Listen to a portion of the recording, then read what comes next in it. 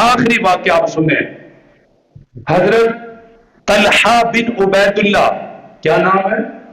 حضرت طلحہ بن عبید اللہ رضی اللہ تعالی عنہ فرماتے ہیں کہ ایک ہی قبیلے کے دو بندے اکٹھے مسلمان ہوئے، ایک ہی قبیلے کے دو بندے اکٹھے مسلمان ہوئے، اور وہ مسلمان بھی بارگاہ رسالت میں حاضر ہونے کے بعد ہوئے۔ کیا ان کا نصیب ہے یار، کیا ان کی شان ہے، جس نبی پر ایمان لانا ہے اس نبی کے پاس بیٹھ کر اس پر ایمان لانا ہے، جس پیغمبر پر ایمان لانا ہے اس پیغمبر کی مجلس میں بیٹھ کر، صرف بیٹھ کر نہیں، اس پیغمبر کی زیارت کر کر یہ کہنا ہے آقا میں مانتا ہوں آپ اللہ کے نبی اور اس کے رسول ہیں۔ کیا شان تھی ان لوگوں کی، دو آگے فرمایا اللہ کے نبی نے دونوں کو کلمہ پڑھایا، مسلمان ہو گئے، مسلمان ہوئے ایک ساتھ اکٹھے۔ ان میں سے ایک فرمایا کہ عبادت کے اندر بہت زیادہ تھا، بڑی ہمت والا تھا، بڑی نمازیں نوافل صدقات خیرات بہت عبادت کرنے والا، اس کے ساتھ ساتھ وہ جہاد کا شوق بھی رکھتا تھا۔ آقا نے ایک جہاد میں اسے بھیجا، اس جہاد میں وہ شریک ہوا اور وہ شہید ہو گیا، وہ شہید ہو گیا۔ اس کے ساتھ جو دوسرا مسلمان جو کٹھے مسلمان ہوئے تھے اس کا انتقال ایک سال کے بعد ہوا، ایک سال بعد اس نے انتقال کیا اپنے گھر میں۔ یہ دوسرا پہلے سے عبادت میں اس لحاظ سے کم تھا کہ پہلے کے اندر ہمت بہت زیادہ تھی اور وہ بہت عبادت کا شوق رکھتا تھا، پھر وہ شہید بھی ہوا۔ بعد والا ایک سال بعد فوت ہوا، شہید بھی نہیں ہے۔ اب دیکھ سنیے، حضرت طلحہ بن عبید اللہ رضی اللہ تعالیٰ عنہ فرماتے ہیں ایک رات میں سویا ہوا تھا، ان دونوں مسلمانوں کو میں نے خواب کے اندر دیکھا۔ اور یہ بات یاد رکھو، آپ کہیں گے یہ تو خواب کی بات ہے، خواب جو اللہ کے نبی کے سامنے ذکر ہو جائے اور میرے آقا اس پر کوئی فرمان صادر کر دیں، پھر وہ خواب خواب نہیں رہتا، اللہ کے نبی کا فرمان بن جاتا ہے۔ یہ صرف خواب نہیں تھا کہ اللہ کے نبی کا حکم بھی آئے گا۔ اب حضرت طلحہ بن عبید اللہ نے خواب کیا دیکھا؟ فرمانے لگے ایک رات میں سویا ہوا، میں نے اپنے آپ کو جنت کے قریب پایا، میں نے دیکھا میں جنت کے دروازے کے قریب کھڑا ہوا ہوں، اور وہ دونوں مسلمان جو ایک ہی مجلس میں مسلمان ہوئے، آقا کے ہاتھ میں جنہوں نے اسلام قبول کیا، ان میں سے ایک سال پہلے شہید ہو چکا تھا، عبادت میں بھی زیادہ، ریاضات میں بھی زیادہ، اور دوسرا وہ مسلمان جو ایک سال بعد فوت ہوا۔ فرماتے ہیں ہم تینوں جنت کے قریب، جنت کے دروازے کے قریب کھڑے ہوئے ہیں، اندر سے ایک دربان آیا، اندر سے ایک فرشتہ باہر آیا، باہر آنے کے بعد اس نے سب سے پہلے جس کا انتقال ایک سال بعد ہوا اسے جنت میں داخل ہونے کا کہا، جنت میں داخل ہونے کا حکم مل گیا، بڑے احترام کے ساتھ اسے وہ جنت کے اندر لے کے چلا گیا، اسے جنت میں داخل کر دیا گیا۔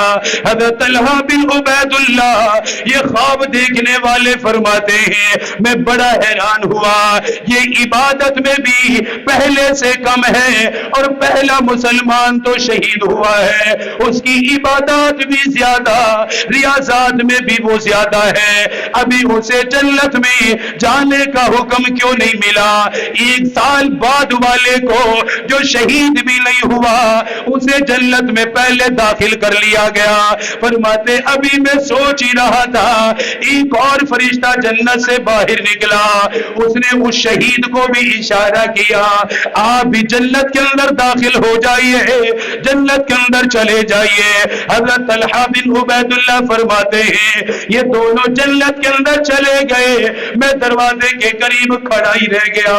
اس جانے والے فرشتے نے مجھے کہا، کہنے لگا اے طلحہ ابھی تیرے داخل ہونے ہونے کا وقت نہیں ہوا، کیونکہ حضرت طلحہ ابھی زندہ تھے، ابھی مدینہ پاک کے اندر موجود ہے، یہ تو خواب وہ دیکھ رہے تھے۔ اس لیے فرشتے نے کہا ہم تمہیں جنت میں اس لیے لے کر نہیں جا رہے، ابھی آپ کا وقت نہیں ہوا، داخل ہونے کا وقت نہیں ہوا۔ فرماتے میری آنکھ کھلی، میں نے صحابہ کے سامنے یہ خواب ذکر کیا، صحابہ کے اندر چرچا ہونے لگا، صحابہ کہنے لگے اے طلحہ عجیب تو نے خواب دیکھا، شہید کو بعد میں جنت میں داخل ہونے کی اجازت کیوں ملی؟ اس کی وجہ سے سب حیران ہوئے، سب پریشان ہوئے، پورے مدینے میں یہ خواب پھیل گیا، ہر مسلمان کی زبان پہ آنے لگا۔ اللہ کے نبی کی بارگاہ میں بھی کسی صحابی نے ذکر کر دیا، اللہ کے نبی طلحہ بن عبید اللہ نے یہ خواب دیکھا، خواب کی وجہ سے صحابہ بڑے پریشان ہیں۔ آپ نے طلحہ بن عبید اللہ کو بلایا، بلانے کے بعد فرمایا کیا دیکھا؟ انہوں نے سارا خواب بیان کر دیا۔ آپ نے فرمایا تعجب کرنے کی وجہ کیا ہے، حیران ہونے کی وجہ کیا ہے؟ صحابہ نے عرض کیا آقا شہید کو داخلہ بعد میں کیوں ملا؟ وہ شہید عبادت میں بھی بڑا اعلیٰ تھا، ریاضات میں بھی بڑا اعلیٰ تھا، پھر اللہ کے راستے میں شہید بھی ہوا۔ وہ مسلمان بھائی جو 1 سال بعد فوت ہوا وہ شہید بھی نہیں ہوا تھا، وہ جنت میں پہلے داخل ہو گیا۔ اس لیے ہمارے ذہنوں کے اندر یہ سوال پیدا ہوا ایسا کیوں ہوا ہے؟ اللہ کے نبی نے جواب ارشاد فرمایا، میرے صحابہ کیا تم نے نہیں دیکھا، کیا تم نے نہیں دیکھا جس کا انتقال 1 سال بعد ہوا اسے نماز پڑھنے کا موقع زیادہ مل گیا؟ اب وجہ سمجھے کیا ہے؟ فرمایا تم نے نہیں دیکھا جس کا انتقال 1 سال بعد ہوا ہے اس کی نمازوں کی تعداد زیادہ ہے کہ نہیں ہے؟ مسلمان تو کٹھے ہوئے ہیں لیکن بعد والا 1 سال بعد فوت ہوا ہے تو فرمایا اس کی نمازوں کی تعداد زیادہ ہے۔ پھر خود فرمایا تم جانتے نہیں ہو اس کے نماز کی رکعت پہلے والے سے 6000 سے بھی زائد ہے۔ 1 سال میں ہم جو نماز پڑھتے ہیں نا صرف فرائض اور وتر، فرائض کی جو رکعت ہے 24 گھنٹے میں وہ 17 ہے، 17 رکعت ہے یہ ٹوٹل، ان کے ساتھ 3 وتر ہے عشاء کے تقریباً 20 رکعت۔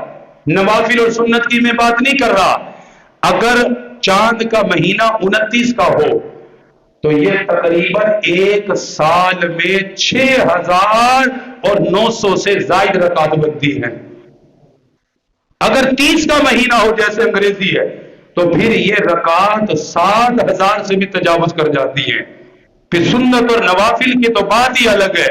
فرمایا تمہیں معلوم نہیں ہے کہ جو بعد میں فوت ہوا 1 سال اس کی نماز زیادہ ہے؟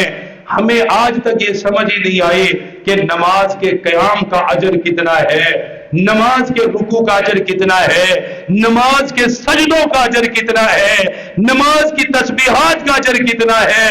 میرے آقا نے آگے بڑھنے کی پہلی وجہ نماز ذکر فرمائی، اگلی وجہ ساتھ ہی فرمایا تمہیں معلوم نہیں ہے یہ بعد والے نے 1 سال میں رمضان کے روزے بھی زیادہ رکھے ہیں،